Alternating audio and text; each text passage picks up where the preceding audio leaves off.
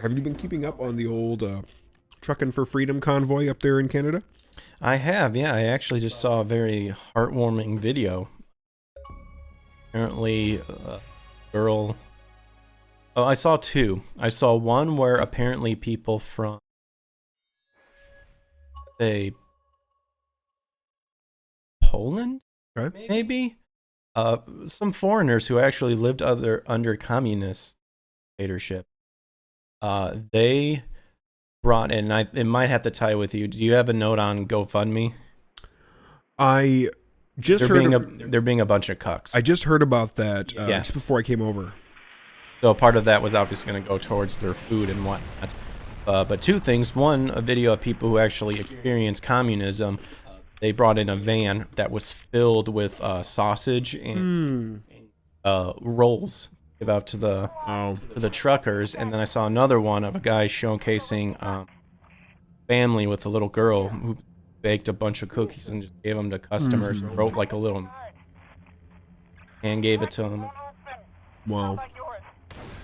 Yeah, I heard that the dollar figure that GoFundMe stole from the money that was donated in for these truckers is around, or is a figure of $9 million. And Trudeau said told GoFundMe to donate it to essentially, what's the word? Less confrontational, charities, or I guess more Poor people. more charities that are not aligned with the truckers who've been trucking for freedom. So he more or less said, hey, spread this money around. And so this is what I heard is sort of a get back at GoFundMe, is those who had donated money who, you know, they tried to give to the trucker convoy and it was taken away and located differently. You can put in a request in which you're essentially, I think, able to appeal or get to the bottom of what happened with it all. And doing that costs GoFundMe, I believe, minimum of $15 to do. Charge back. Because they're not allowing people, they're not giving the donations that people donated to the truckers back to them. They're instead taking it and doing as Trudeau told to do and giving them to different charities that are on the platform. Really disgusting. Yeah, it's absolutely gross. And I really hope that there is legal action taken against GoFundMe, because this is atrocious. And definitely against the law. They should be ashamed of themselves. Well, it was the same thing with the Rittenhouse. Because Rittenhouse had his thing under GoFundMe, tried to do stuff, but luckily, unfortunately, I think it's because Kyle was actually court to where they were like, I don't think we can do anything because if he wins, he could come back and try. Which I hope he does. Oh yeah, Like I hope he absolutely should. I hope everything that's any news outlet that slandered Kyle, hope he takes defamation. Yeah, absolutely. I think it behooves him to do so. Is this whole idea that there's no objective truth anymore, this idea that people have to kowtow and yield to these oppressive mindseted people who are fighting so hard to gain the upper hand in this information war that they're forcing people to go along with lies that they know full well are lies. And like, Hey G-Voss, what's up? it is gross. It really, it's really aggravating to see. Didn't know that could happen last time I used that platform for sure. Oh yeah. Yeah, I won't be putting any money into GoFundMe for anything ever again. Nope. Only thing possible would be like at that point. Yeah, they already have their war chest on there. Yeah, it's too. Yeah, the alternative is go gifts. Yeah, give go send or something like that. Give go, yeah. Give send go. Give send go, yeah. But that one is the alternative for that one. Yeah, these people they should be sued for sure. It really is. It's so unnerving because you have right now this propagandistic war, sort of like what Hitler and Goebbels did back during World War II, and that was to just completely inundate the people with the lie over and over and over and over and over and over. And the people knew that the lie was in fact a lie, but you wear them down, and that lie ends up getting solidified as truth inside their minds. And you have people right now that we all know which way the wind is blowing, and people know that what they're being told is untrue. They know that, but they're being forced to go along with everybody else who is of a bad acting nature.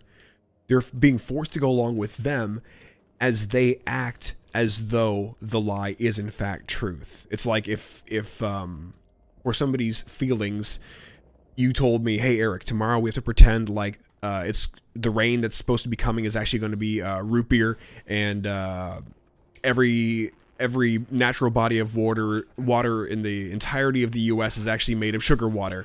We're going to tell that to this little kid because he can't deal with the world any other way. And then all of us involved knowing that it's untrue, but for the sake of this retarded kid having to go along with this idea that, oh yeah, it's going to rain root beer and every single natural body of water is made of sugar water because this kid can't handle reality. And we're like that's what you see going on. People being forced to have to go along with these sadistic narratives that everybody knows are untrue, but we're having to pretend and act as though they are true. Water. Sugar, and water. More. Yeah, it's I kind you're of hanging off. all of our Men in Black 1 and 2 fans. Not number 4. I guess number 3, even, 4? because number 3 had Josh Brolin, and he's awesome. Agent K, as a young man, taking I down... don't think I ever saw number 3. I think I gave up after... Number 3 was good. Number 3 really was. I enjoyed it a lot. So anyway, yeah, that's really, really gross that they would do that to those people who donated to an otherwise holy cause of freedom trucking. So moving on, I guess, from what the protest was initially about, because so many people, they say, oh, these truckers, people involved, they are all anti-vaxxers. And there was actually, I guess the front man, or one of the front men for the entire convoy or platoon of truckers, if you will, and he actually spoke with Crowder. I think it was either yesterday or the day before yesterday, and I think it was yesterday. I think you're right.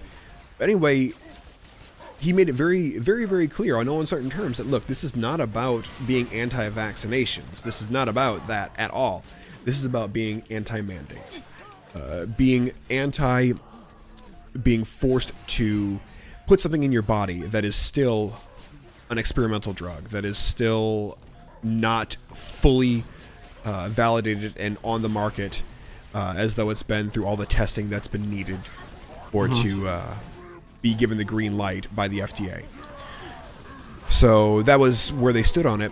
And what's really also interesting is we heard so long these talks about, the getting herd immunity and getting to a degree where we're not going to have such severe symptoms anymore for anybody who gets or contracts this illness.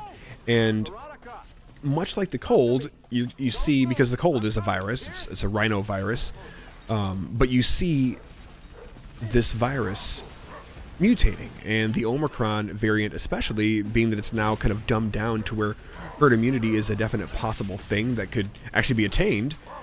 There's actually now, because the nature of viruses are to mutate, there's 50 different variants now of Omicron that they have on the records now. Which I know it sounds like, oh no, crap, that's the next thing for me to be afraid of.